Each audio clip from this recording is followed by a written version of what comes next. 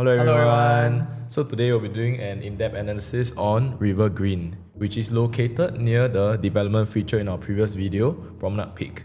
Jay, if I remember correctly, you mentioned that this development is actually launching during the same weekend as Promenade Peak, right? Yes, correct. That's why we have to deep dive into Rivergreen as well, because when there's two such high-profile developments launching at the same time, in the same area somewhere, right, buyers will probably be overwhelmed and be put in a difficult spot, especially when it comes to choosing their units. There will be different queue numbers and different price points available at any particular point of time. So this development is located in Prime District 9, part of CCR, and the address is 11 River Valley Green.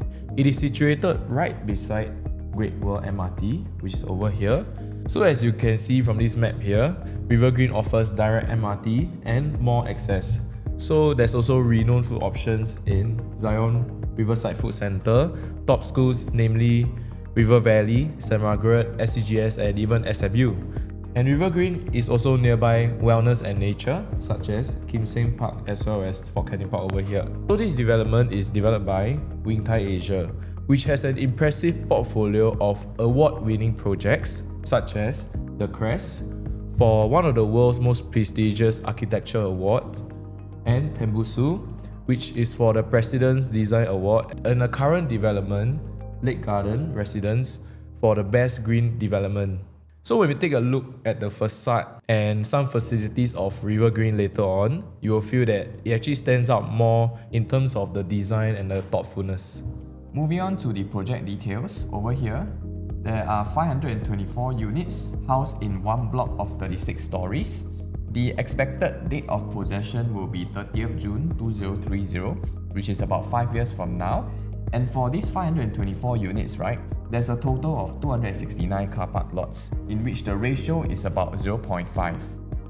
Wow, the ratio is even lesser than the Promenade Peak. Will this be an issue?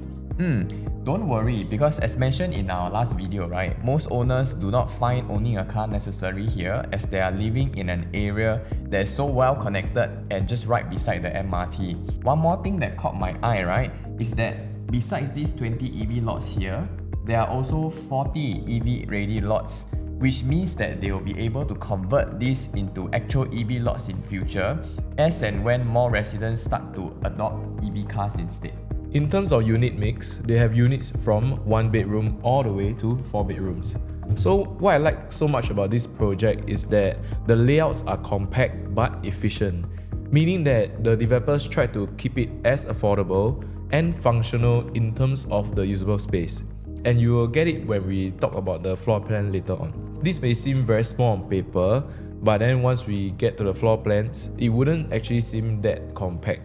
And majority of this development would actually be the two-bedders, which makes up to around 280 units, and it is more than half of the entire available units in this development. Now let's take a look at the facade of the development. I think, right, it is on purpose that they show the artist's impression for both during the day as well as during the night to show that the facade, right, is actually visually appealing at any time of the day, elevating the sense of exclusivity and luxe of this development. From the south, you can see here the arrival hall, where it leads residents and guests dropping off through the facilities before reaching the residential lobby over here. This purposeful layout is intentional to create a lasting impression and residential experience from the very first step, especially in high-end residential projects. Whereas from the north, you can see just how close the MRT is to the residential block, which there is a side gate here that is linked to a shelter walkway to Great World MRT station. As mentioned earlier, so just imagine yourself walking through the jewel and the clubhouse over here from the drop-off point.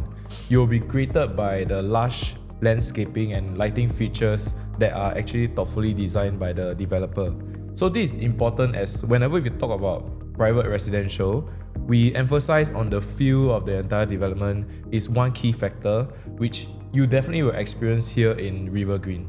So besides facilities on the ground floor, let's take a look at what they actually offer at the Stargaze deck, which is their sky roof. This slide showcases 2 of the 6 features that is on the sky deck, namely the sky loft as well as the enclave over here. These two features allows you to enjoy unblocked views towards southeast facing, which is towards the 𝗀𝒃𝒊𝒄𝒃 and the Marina Bay area, so you can see your MBS and Gardens by the Bay and all that.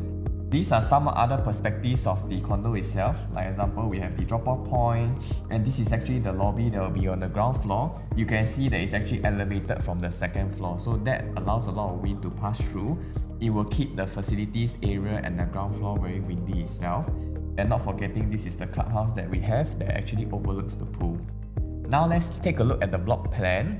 Do note that the north facing is towards this side, so the whole stretch at the bottom here will be east facing, while the units over here will get more of the west facing. Hey Daryl, I was wondering, right, why would the developer do it this way? Because it's essentially almost half of the units here are getting the west sun already. Maybe we should take a look at the facing first. So now looking into what kind of views do this facing actually offers, let's first zoom into the east facing ones. Units facing the east actually offers quite a good view towards the Singapore River as well as the Marina Bay area, which could explain why the developer actually decided to go with this layout of the whole building as they prioritize the east side facing. However, some stacks would unfortunately be blocked by the development opposite, which is Yong An Park. Hence, some stacks would need to be above a certain level to not be blocked, such as stack 3 and stack 4 to be level 15 and stack 7 over here to be at least level 17. So these are just some things to take note when it comes to choosing of units and floor.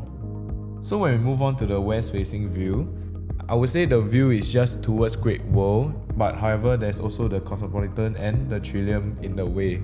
So in this sense, we can see that the developer actually prioritized the east facing ones, which is over here.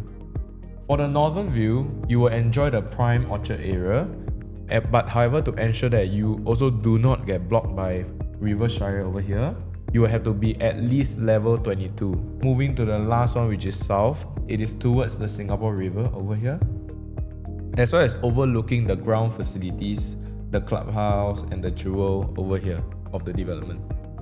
Looking at the entire site plan, right, there are two side gates over here, which is at side gate B and side gate C. So side gate C leads you to a sheltered walkway that brings you to Great World MRT, and side gate B will link you to the walkway towards Great World City itself.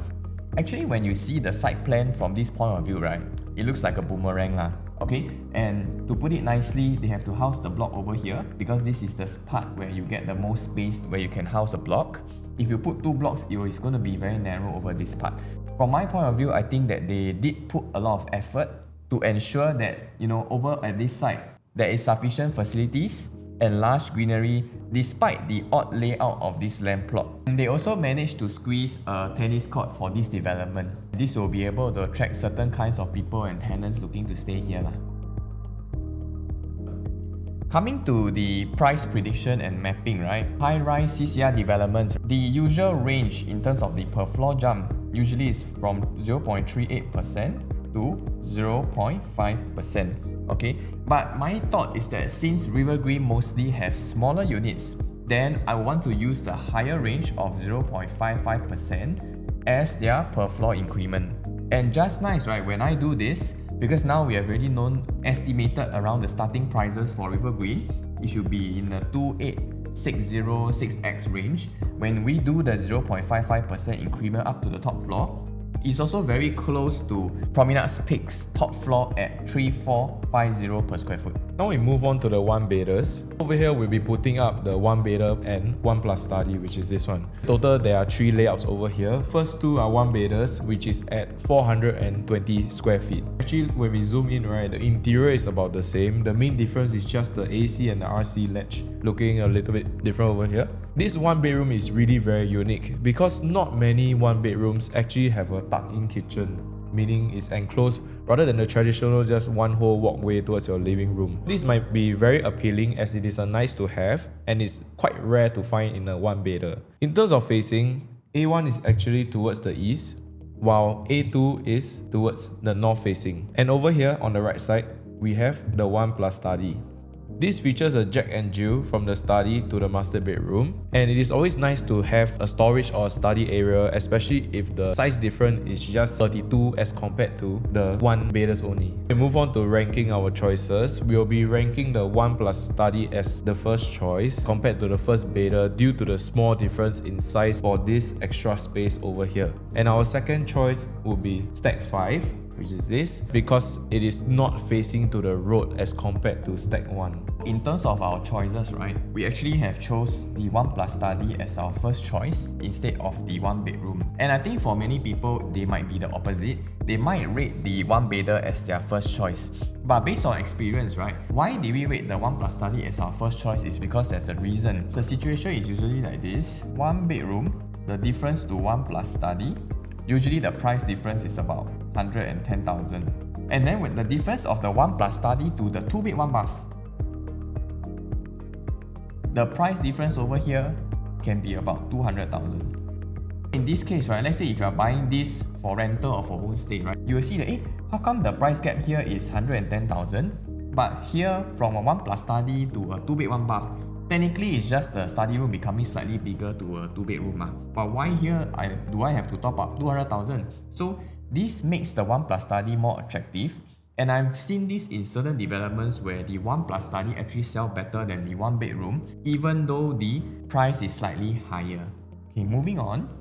Over here, we have put in the possible prices for Rivergreen 1-bedroom, and I want to use 𝑭𝒊𝒂𝒂𝒑𝒊𝒆𝒔 residences as a reference because the sizes and the rentals are quite similar. So how do we gauge this, right? For 𝑭𝒊𝒂𝒂𝒑𝒊𝒆𝒔 residences, their 1-bedroom average at 4,002 in terms of the rental amount. I want to use this to gauge my rental for Rivergreen as well. So what I will do, right? Because Rivergreen consists of 3 sections: 2nd to 13th floor, 14th to 25th floor, and 26th to 36th floor. What I will do, I will allocate the average rental price here over for the mid floor, and then I will do one tier down. I minus a little bit for it to become 4,001 over at the lower floor, and then I'll mark out a little bit more for the higher floors over here at 4,004. So to be honest, right, I feel that these numbers are actually quite conservative because even for 𝑭𝒊𝒂𝒂𝒑𝒊𝒆𝒔, we have seen that the rental has already reached 5,001. By me quoting here 4,004, I think is very, very conservative in that aspect. And remember just now we have the expected price that we sort of like calculate based on the per floor increment of 0.55% here, right? Let me just go back a bit. So I've broken this down in terms of the different segments. And with that, I actually multiply by the unit size of the 1-bedroom. So we get the corresponding unit prices over here. And bear in mind, this is just estimates lah. So come the actual day, if let's say the increment is different, then we have to adjust our formula and we have to recalculate everything again. But this is just for educational purposes. So with the lower floor range, we have this rental amount. And when I multiply this by 12, okay, I divide by the purchase price over here. And this will give me the corresponding rental yield based on this rental price. And the same goes for the mid floor and the high floor. So mid floor 4240 rental will give me the corresponding yield of 3.73 to 3.97%. And for the higher floors, my rental will be higher at 4,004. So for me, I find that 3.75% to be quite a decent yield over in the River Valley area. So we can see on the lower floor, based on the rental you expected, and matching it with the purchase price, right? The lower floor is safe in terms of getting 3.75%. And when it comes to the mid-range, probably when we hit level 24, we have to cut off because level 25 gives us a lower rental yield of 3.73%. When it comes to the higher floor, because the purchase price is also higher, even though we have slightly higher rental, right? We can see that the cut-off is a lot more at level 31. These are the factors and combinations that you need to think about when you're choosing your units over here in Rivergreen. It doesn't mean that, you pay a higher price, right? Of course, based on a higher price, you will also get a higher rental. But the key question is over here, right? Based on here, what is the level I should cut off at? That should be the important thing that you should be thinking about. Let's say if you are queuing up to get your units over here in Rivergreen. These are some opportunities that we see over in the River Valley area. I'm using 𝑭𝒊𝒂𝒂𝒑𝒊𝒆𝒔 again. This time round, I'm using their 𝑭+study over here to sort of see if Rivergreen is a comparable and whether or not it's a good deal. Why is this important? Because 𝑭𝒊𝒂𝒂𝒑𝒊𝒆𝒔 recently sold for 1.48 million for 495 square feet, which is a layout similar to this one. we want to understand what is the differences in terms of the size usage over here between Rivergreen and 𝒊𝒂𝒂𝒑𝒐𝒄. So I have mapped the sizes of the units over here. For example, for 𝒊𝒂𝒂𝒑𝒐𝒄, the living room and the walkway space adds up to be 20.3%. And then the same thing goes for Rivergreen, 23 square meters. When we add up everything, right? The balcony, DE box, the AC ledge, and then the master room with study, together with the master bath. When I compare it with the corresponding amounts in Rivergreen, okay, you can see that the total floor space for 𝒊𝒂𝒂𝒑𝒐𝒄 is slightly higher at 45.8 square meters. But when we remove the aircon ledge, right, can you see that the usable space is almost the same already? So what's the main difference here? Main difference is the balcony is slightly larger. But you can see that in fact for Rivergreen, the living room can be bigger than 𝒊𝒂𝒂𝒑𝒐𝒄, even though the floor space on paper is lesser. So take note that after we deduct all the aircon ledge and stuff like that, right, the total usable space is very similar. Now, right, we have already known that 𝒊𝒂𝒂𝒑𝒐𝒄 in the resale market has already been accepted for 1.48 million. So when it comes to Rivergreen, if you get a good ballot, you stand a chance to potentially save over 100,000. Why? Because there's a chance that you can get this unit at around 1.3 million. So imagine the savings that you can get, let's say if you compare to 𝒊𝒂𝒂𝒑𝒐𝒄. And not to mention, right, in 2025 this year, 𝒊𝒂𝒑𝒂𝒑𝒐𝒄 resale is already accepted at 1.48 million. So can I say that when I buy at 1.29 million, right, if I want to sell upon TOP, can I sell it at this price 5 years later? Because this price is already accepted this year, right? So in that aspect, it really gives me a safety margin in terms of the entry price when we're talking about the 1+study for Rivergreen. Now let's move on to the 2-bedders. We will first talk about the 2-bed and 1-bath layout first. So similar to the 1-bedder, there are only 2 layouts here at 527 square feet, which are almost identical again, except the AC ledge and the balcony. The sizes of the room are also identical. In terms of ranking for them, the choice is quite easy, even though the floor plan is similar. So firstly, I prefer the dining over here to be against the kitchen side. And over here you can see it's 1.7 meters, which is wider than compared to this side at 1.5 meters. Secondly is the facing again. So for stack 3, it is east facing, whereas stack 13, it is actually west facing. Next, we move on to the 2-bed, 2-bath, as well as the 2+study. All of them actually features the tuck-in kitchen over here as well, which is very good to have for the unit. And to the right, as you mentioned, we have the 2+study here, which is the only southwards facing 2-bedder in the entire development.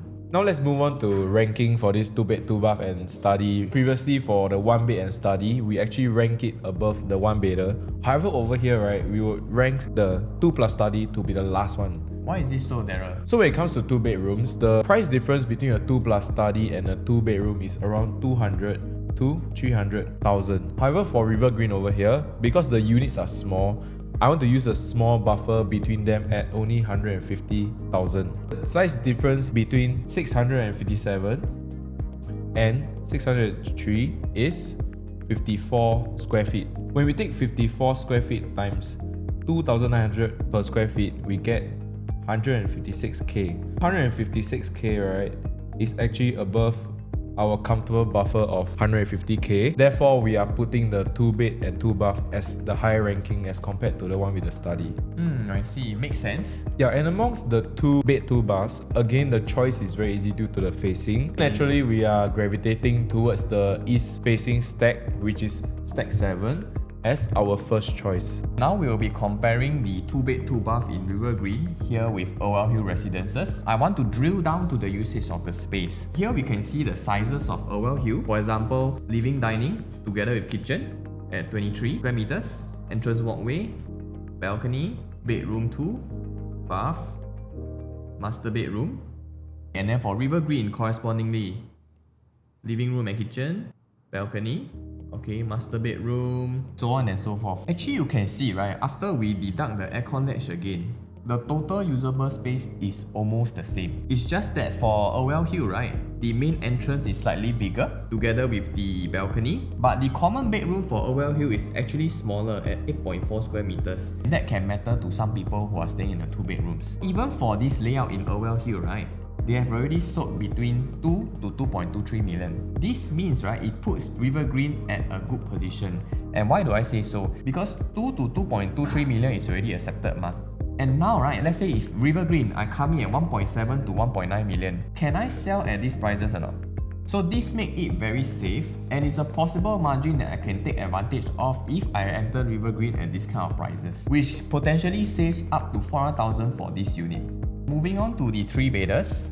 There are a total of 3 layouts of the 3-bedders. For this slide, I'll be showing you 2 first.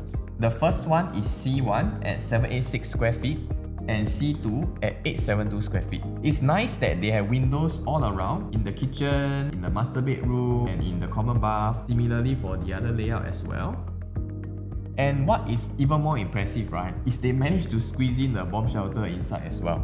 Furthermore, bedroom 3 also have ensuite access through the 𝑭𝒊𝒐𝒑𝒆𝒔 bathroom over for both units. I think it's a very nice and thoughtful layout that we have. And when we look at the main difference between these two layouts, right, it will be the size of bedroom 3 of 7 square meters compared to 9 square meters over here. For the living and entrance area, right, C2 has more space at 28 square meters compared to 24 square meters for C1 because of the extra walkway space here, which you can actually use to do some storage cabinets along this walkway. Actually, Jay, I ask you, right, don't you think these sizes are actually a bit small?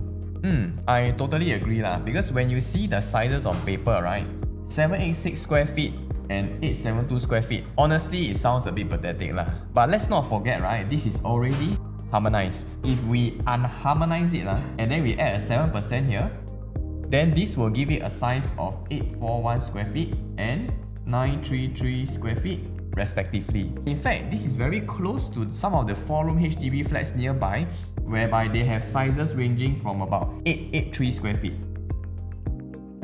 Furthermore, right, these Rivergreen layouts also come with a bomb shelter, and it's very similar and suitable to cater to these kind of buyers coming from the HDBs. Therefore, right, I think these Rivergreen 3-bedroom layouts, they actually addresses this issue on the point. In the sense, right, it gives upgraders a chance to stay in a new home in town here with a size that is not too different from their current unit.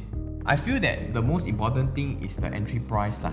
So where can you get something like this between 2.3 to 2.4 million in the heart of River Valley? You cannot find one, correct? And furthermore, right, it's being sweetened because it's just directly on top of the MRT exit. Really, if they need a bigger space, if they have a higher budget, they can always buy the 4-bedroom over here, or they can proceed to go and buy Promenade Peak's 3-bedder as well. Let's not forget 𝑭𝒊𝒓𝒄𝒄 nearby.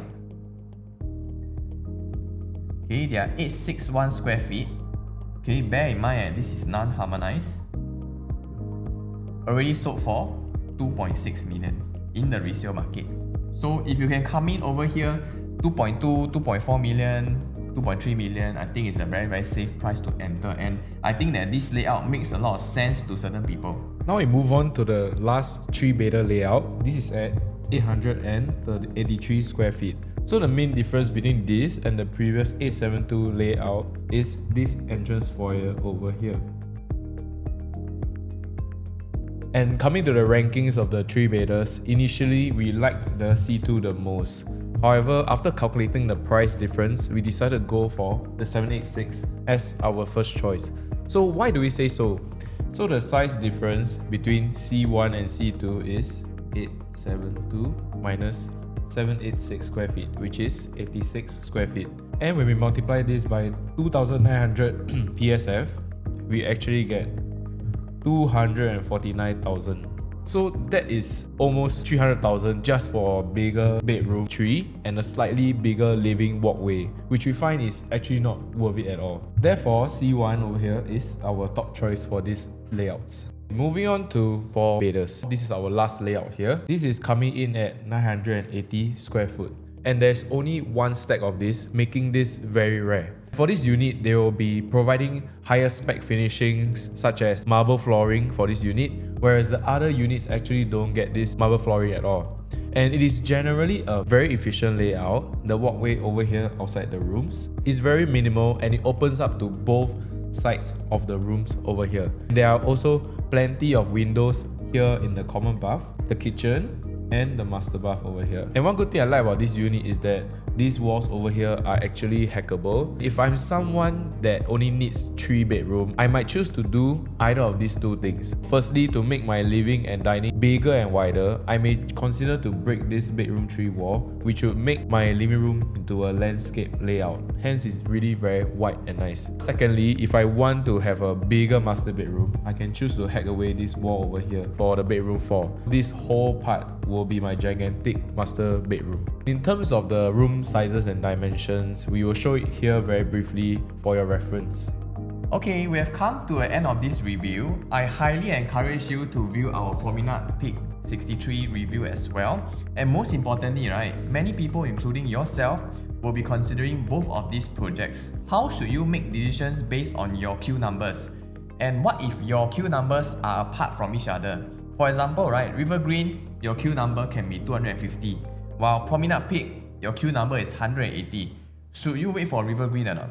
And if you want to wait, right, you need to know how much is it worth it to top up to get Rivergreen, because there's a higher chance that as the time goes by, you will be left with the higher floor units, and therefore this Rivergreen might be more expensive. So should you actually wait to pay more for the Rivergreen? And how much more should you pay for Rivergreen if you really want Rivergreen? On the reverse side, if Promenade Peak is much cheaper, should I just go for Promenade Peak instead or not? And what is a good price gap that we should take advantage of? So to find out more of this, right, catch our Rivergreen versus Promenade Peak video.